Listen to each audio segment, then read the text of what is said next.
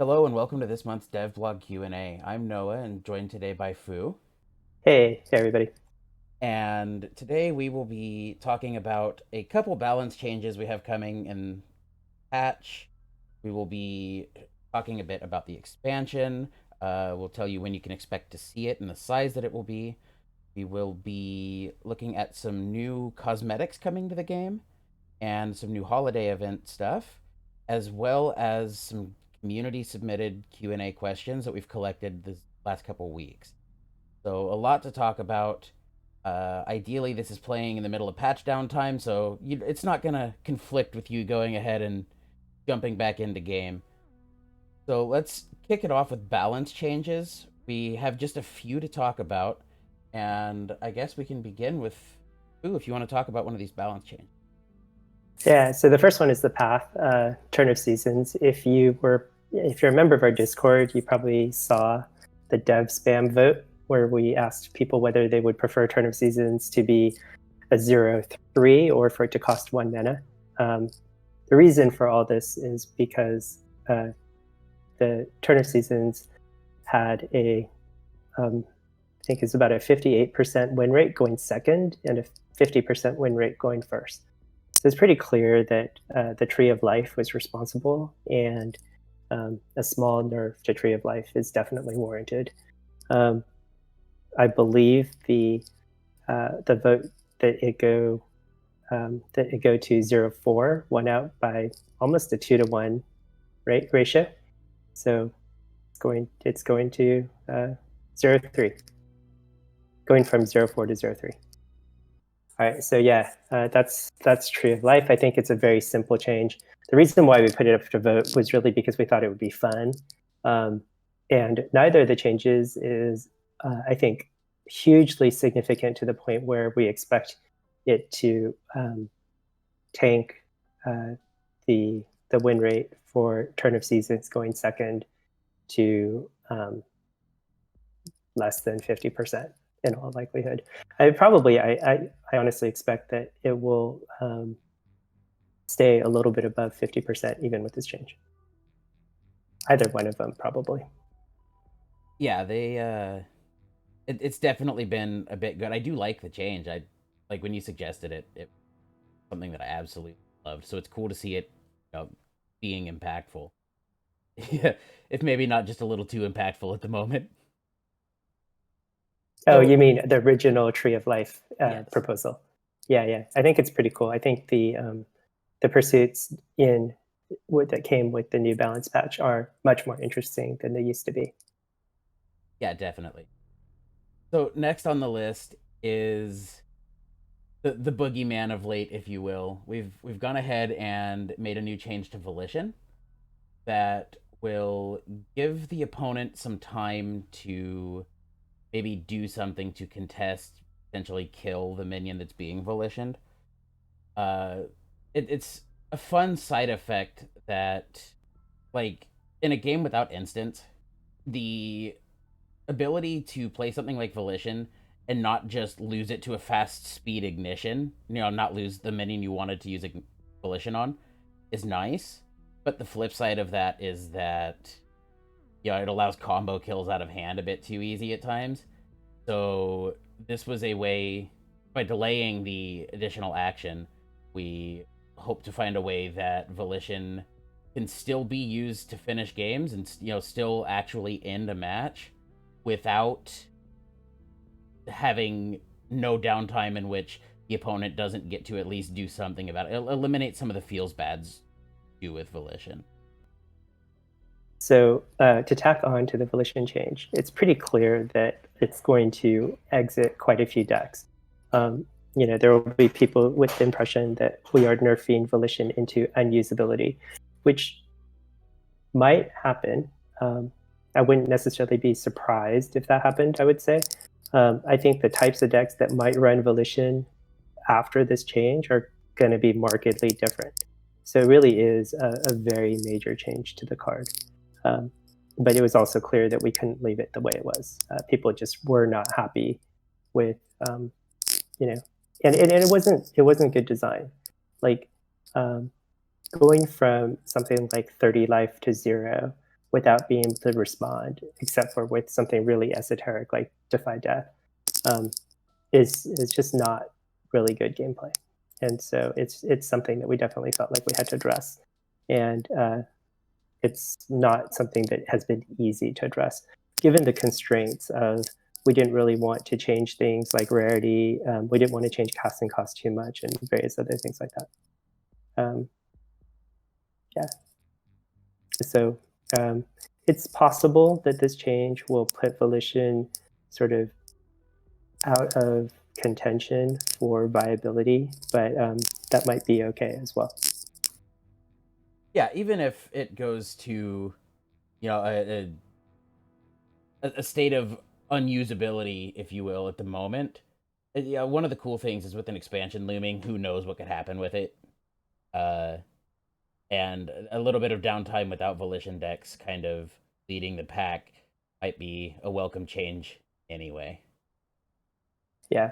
Uh, Not that I don't think Volition decks were actually leading the pack. If you look at the top performing color combinations, I don't even think there was yellow in the top 4 or 5, according to current statistics. But still, like addressing individual cards that create unfun gameplay is worthwhile. Yeah, and so we have one last change coming in this patch. Would you like to talk about this one a bit, Fu? Yeah, sure. So obviously, we just dropped a huge number of changes not very long ago, and so we're trying to be a little bit light this time around, and we're just making a couple of changes to tune things up. We had wanted to do Volition in the previous patch, um, so this other change is also something that was sort of um, a kind of an unintended side effect of the previous patch that we wanted to address. We didn't have time to address before we released it, and so we're doing it now, and that's to Racer and Shadow. Um, Racer and Shadow always felt like kind of an ephemeral card that shouldn't stick around for very long, and so we're doing it now. Um, the weird thing is that the original design for Racer and Shadow was that it was going to be an ephemeral card that would be banished at the end of the turn or sacrificed at the end of the turn. However, the side effect of making it ephemeral was that when you burned it, um, it also got banished, and that felt weird to some of us. I was okay with it, but Zenith really hated it, and so that's why Racer and Shadow went through several different iterations. So now it has a lot more. It has more text, but it doesn't get banished when it's burnt. But it still is a very ephemeral card, and hopefully that feels like sort of the spirit of what that card was supposed to be. Yeah. Cool, cool, cool. So I love getting to listen to details on like the ideas behind like the multiple steps in ideation on an idea. Like, you mentioned that it's had kind of a shift now in getting itself back to its own initial identity. That's always kind of fun. It's something I've always enjoyed following along. Yeah, I mean that happens a lot. I think um, it's really difficult sometimes to reconcile the rules of a card with the spirit of a card, and we oftentimes have an idea of the spirit of a card, um, and it takes a little bit to get the rules to match up. And sometimes, like with Volition, um, which is interesting, is that um, the card itself was designed at a time when there were only 3 colors in the game, and really sort of the color identity wasn't nearly as formalized or as established as it is now. And in doing this, where we slowed down Volition, one of the factors was that we felt yellow should not be sort of a fast burst aggro color. Um, and as long as Volition was around, yellow was going to be that. Uh, and I think uh, I think this change makes the card feel much more like a yellow card than it did previously. Yeah, definitely. So, with balance changes out of the way, would you like to dig into kind of the meat and potatoes today with the community Q&A question. Yeah, sure. So we We have a few questions. Why don't you pick one and Okay, so this go? this is a good one. Lakaz asked, "Who named the cosmetic sleeve designs in the shop? A lot of them use funny names, and they'd like to know the meaning behind some of I named them actually, especially if you're talking about the ones that just came in recently with the art sleeves. them." Um, I have to say that so I do a fair amount of naming, but I think Zenith actually does more naming than I do, and he does all the flavor text. It just happened that I happen to do the names for the the shop um, card backs, and yeah, I mean, I'll leave you to wonder about the names. I noticed on Discord, I forgot who said that they went through all of them and figured out what the meaning for all of them was. So you can ask that person. Yeah. So next we have Timua805 asked a couple questions that I like. So one, I guess this may lead to potential spoiling and leaks, but will we see additional outlaws coming in the new expansion? And do we meet the boss? Yeah, you've been playing Tumu, or you've been playing the expansion quite a lot, Noah. Why don't you take that? Okay, so yeah, we definitely see kind of a delving into outlaws as a theme. We kind of dig into what do outlaws do, and as to do we meet the boss, we meet the head of the family. So it'll be a lot of fun. If you wanted to see what outlaws become, uh, stay tuned because it is coming and it is cool. So, the history of outlaws is actually really interesting because we never had any outlaws in the game until MinMaxer just randomly suggested one day that we attach outlaw to a particular card. Do you remember which card? I'm Was it in was it Bob? I Knives in thought the Bob was Dark, like the or one that ended up. Oh no, no? I Bob think ended it up was. in yellow because like it was one of the few factions at the time. I don't know which one it began on. No. Yeah, I mean, it might have been Knives in the Dark, it might have been something else, but anyway, he suggested, hey, make this an outlaw, and just one of his, and there were no other outlaws in the game, and we're like, sure, fine, we'll make it an outlaw, and now there are outlaws in the game, which is cool. You know, it's a little bit like there's a there's a it's a little bit like like the collective or whatever. It's like a game that the community is involved in designing, and I think that's again something that you might find here. And it's not, I mean, we're definitely not a community design game. Like, that's what involving the community is part of the fun. Yeah. So Tamua's last question was, will we have a daily login bonus? Something that a lot of games do that can be like a good way to incentivize people to get on, and we don't have one at the moment. Do you have Check any out details on something like that to give Tamua? check out your specials tab once you patch. Okay. Um, yeah, I don't think it's daily. I think it's daily almost all of the time. There's a small chance that you won't get a daily one, but um, I think that's just due to the algorithm. So it is mostly daily that It's we'll be mostly getting daily, a and login bonus. yeah, it should give you some good stuff. Cool. It won't Uh, just be coin. I mean, it might be coin some of the time, but it won't just be coin all the time. and I guess tacking on to this, speaking of the specials tab, I believe this is also we'll be having some new items that can show up in the daily specials coming this patch. Yes. I don't know. I haven't seen them. I mean, we had a whole bunch of planned items that could come on there, and I don't know how much Potato has done. Okay. So we'll follow up with Potato on that. It's We'll see. possible you'll be seeing some new items in the specials tab, and if not, you can DM me and flame me about it. So let's see. Kymel asked, "Why has the end of the last few seasons been listed as TBD, be decided? Is it possible to decide how long the season will be in advance?" It's kind of possible. I mean, we're trying to get there, but it is a very small team that's subject to a lot of very random forces.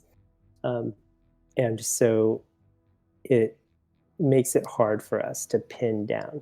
Now, as we go into 2021 with the new rank seasons and a more established schedule, um, we are doing that.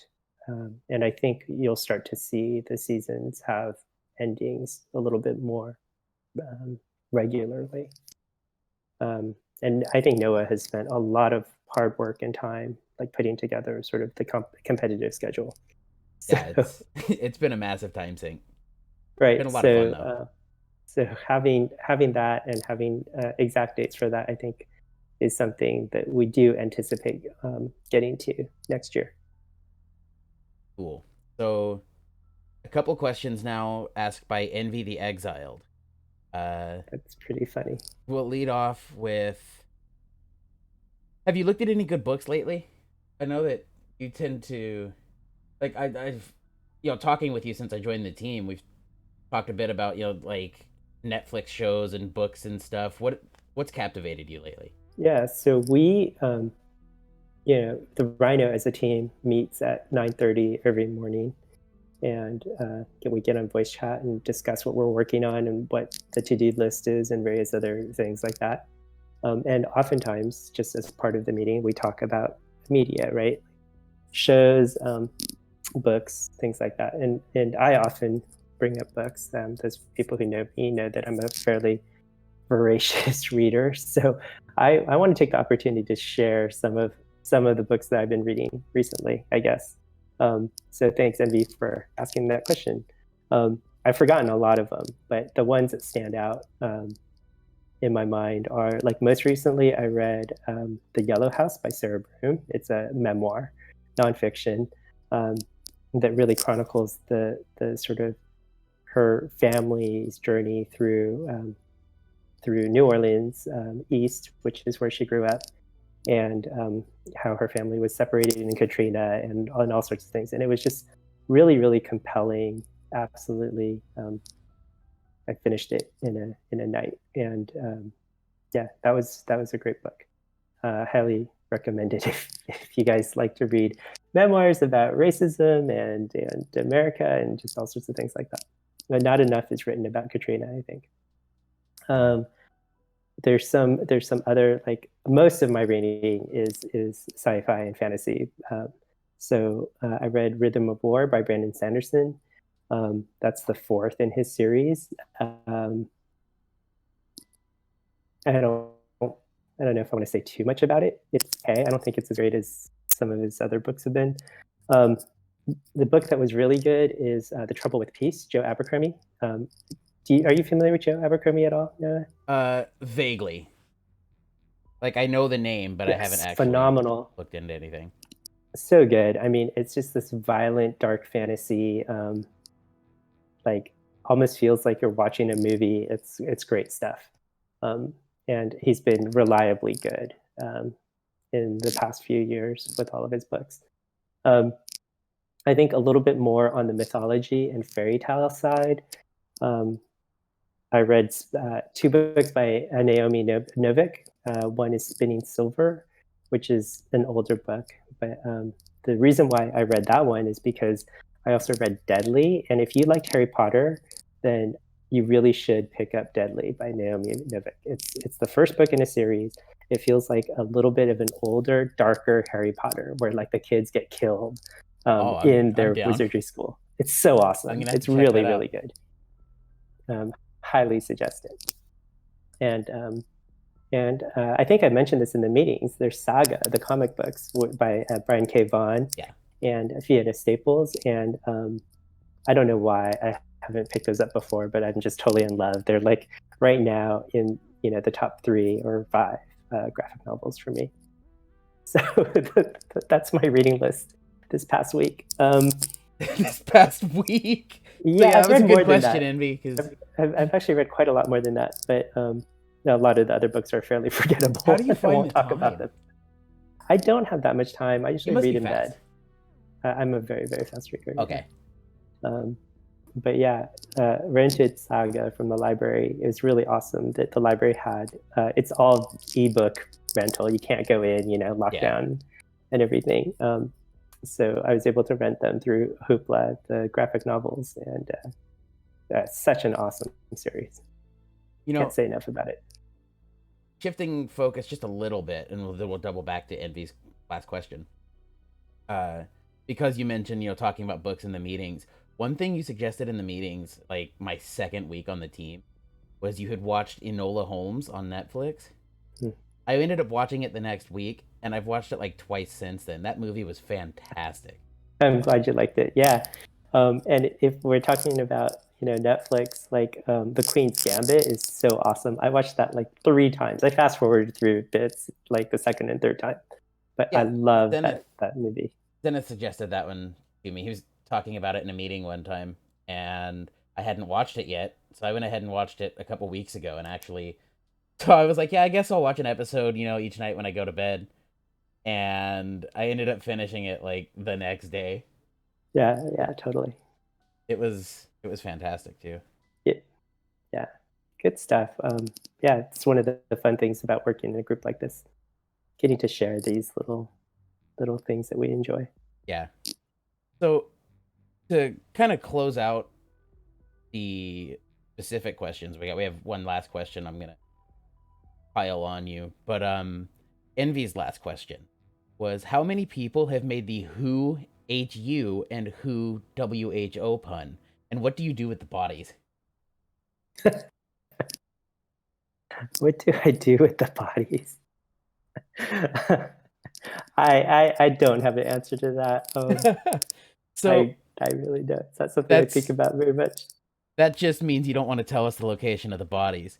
But I actually can talk on this one just a little bit, because just a couple weeks ago in one of these Slack chats, a band came up that someone was talking about. It wasn't the Who, but Hoon ended up making a joke much to the same effect, and he was like, "Yeah, no, this is Fu doesn't want us to find out he's in a band called the Who HU," and it completely just no, I totally missed it. And it was like 20 minutes, and I looked at the message again and just died laughing. Like I was in a meeting with you and I think Leo, and I ended up having to panic mute my mic because I just busted out laughing about this. Yes, I have a very amusing last name. So, I hope it amuses you. the last question, this one was, I guess these two definitely seemed to be the most common questions we got. And so this isn't like any specific people asking. A lot of people asked, what is the size of this upcoming expansion? And when can we be playing with it? Like a launch month, a launch week. What can we give as to a, a time in which we'll actually be getting to play with this upcoming expansion? So I fully expect it to be out in January. That's our target, and I don't want to give a launch week just yet. I did my best, guys. But January, which is very, very close, we're working really hard on it, among other things. I think it has over 120 cards, Yeah, and a lot of cards that generate cards, and even cards that generate cards that generate cards. So it that they should do. be. So there's a lot of cards. There's a lot of art. I don't know if there's any art that you want to share. Anything that you've picked out to share, but Not yet, but I'm gonna add in a couple between now and when this goes live, so they'll be all seeing right, something cool. while we talk about that. Yeah, so there's a lot of cool art, and amazing art, and the cards are interesting, and it's going to be in your hands soon. Yeah, that's going to be quite exciting. So I guess the next thing, we want to shift focus a little bit again back to this upcoming patch. We have some new cosmetics coming, some new emotes, specifically a ton of emotes. Yeah, I'm gonna go ahead and shout out show to those. Cardfire. Yeah, absolutely. I'm gonna go ahead and show those if you want to begin talking about them. I don't know if I have much to talk about. Okay. We added a new system that allows us to put in GIFs into the game directly. That wasn't a feature of our engine before, and now it is. And it changes the process of adding emotes from something that was extremely, extremely laborious and also took up ridiculous amounts of memory to something that's much, much easier now. Still not quite as easy as adding emotes to Discord or something like that because of the various things that we have to do, like naming them and putting them in the store and various other things like that. Yeah. But much easier, cutting down the time to sort of generate them um, by factor of 100, So I I'm just guess. now seeing some of these myself, and Okay. this sneaking one is fantastic. Yeah. So the Cardfire emotes they're awesome. They're so good. Some of the best things about the game. We're just really lucky to have them in the community making these things. Yeah, absolutely. So that's I counted it a couple days ago. I think it's like 70, 80 something new emotes Are you coming. serious? That's a lot. Yeah, I mean, I put them in all in one batch, and I never counted them, but that's so cool. He gave us the source art, so they'll actually end up being much cleaner in the game than they are in Discord, Yeah. which is cool. And and we also, along with that, we expanded the number of emotes that you can have Oh, from 8 to 16. Have you not noticed that yet? I haven't noticed. I'm gonna go look at it now, actually. Yeah. Yeah. Oh, You can. wow. Yeah. So this is Yeah. totally new to me. Yeah. That's Holy you cow. can. Yeah. So you can set those. I think it was Hoon that brought it up when I first said, "Hey, I'm adding all these new emotes to the game," and everyone was very happy because everyone wanted all these new cool emotes that had been made.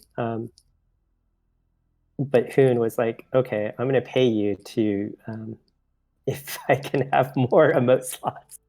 And I was like, Okay. "Well, no, So you don't have yeah, to pay us. We'll just add them." that's fantastic. I did. Yeah. That's actually new to me. Yeah. So not only So do we have like 70 new emotes, but you have double the emote slots to fill now.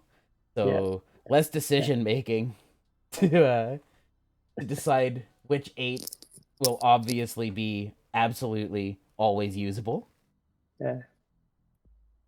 And these look so So cool. yeah, it's the context menu actually is like two columns now. If you actually set, you don't have to set all 16. Um, but if you do set them all, then you'll end up with, when you use the context menu in game, you'll end up with two columns of choices. That's awesome. Wow. Yeah. So last time you kind of gave Woody a little bit that he didn't know was coming, and now you've done it to me too. Wow. Okay. So I guess the Oh, last I thing. guess I should say, because one more thing Oh. I didn't mention, and I just remembered just now, was that um, if you get um, if you get 8 or 9 win streaks in the arena, you will now win some free mithril. Oh. Wow. So just a little pot sweetener for the people who do well in That's that mode. awesome. And does that apply to any pay in? Like if you. Yeah, it doesn't matter Okay. how you get in. Cool. That's that's cool. Okay. Do you have anything else to dump on me unexpectedly? Not Keep like leaking. Let the yeah, people no, have it all. no, no, yeah, So nothing more. in that case, with all of the unexpected leaks out of the way, we have one last expected quote unquote leak, if you will, talk about, and that is we have a All this holiday event. leaking and dumping. Yeah, you should. I think they make pills to help with that. So we have a holiday event coming up, and I'm gonna go ahead and pull those up. If you want to begin telling us a little bit about what's going on in this event, that would be awesome. Okay, this event is so cool, and it's kind of because like these systems are coming into place to let us do more and more interesting things as we go. Um, And I just realized that I forgot to talk about how we're going to have 2 paths and 2 powers in the expansion too. Some people already know that, so it's really not that big of a deal. Okay, anyway, going back, um, our winter holiday event. You bring your own deck this time. It's the 2v2 event. But we will put in, we made 6 cards especially for this event, and they get inserted into your deck depending on the colors of your deck. So if you're playing mono red, you're going to get 4 red cards added to your deck. And if you play a 6-color deck, you're going to get a whole bunch of cards. And the cards are penguins drawn by Zenith's girlfriend. And they're very, very cute. A lot of fun cards. Expensive too, by what I was told. Cost what, a whole box of A chocolates? whole box of chocolates, but they were San Francisco chocolates, so they were kind of Oh, expensive. okay, yeah. That's like an Idaho Big Mac to anyone who's attempting to math that out. Yeah, I don't think I've ever paid that much for chocolates. They're really pretty though. Yeah, no, they look fantastic. I Yeah, love they're the cool. cutesy design to them. Yeah, but yeah, she was gracious enough to do these for us, and yeah, there's 1 penguin for every color. Voice lines courtesy of Matt and his family, and I think Noah. Were you one of the voices I as well? am. I am Awesome. one of them.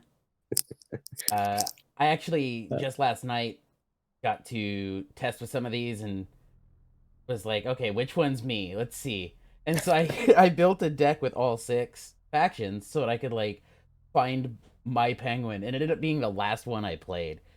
But I ended which up one is it? being Miss Agata. Okay, yeah, I would never have guessed. Uh, but yeah, we six cards made entirely for this event. Who else does that? And they're fun. They're kind of like slivers. If you play MTG, they all buff each other. All penguins buff other penguins that are in play.